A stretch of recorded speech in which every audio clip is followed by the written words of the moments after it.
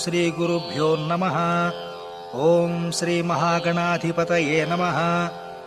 ఓం రమా సహిత శ్రీ సత్యనారాయణ స్వామినే నమః.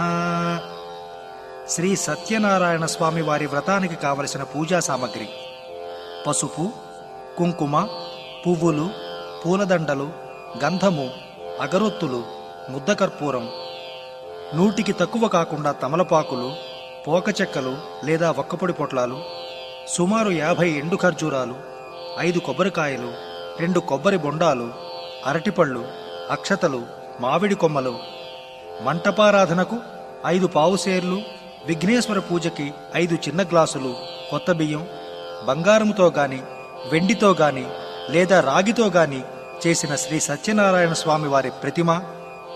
ఈ ప్రతిమను లక్కతో ఒక నాణెంపై అంటిస్తే బాగుంటుంది.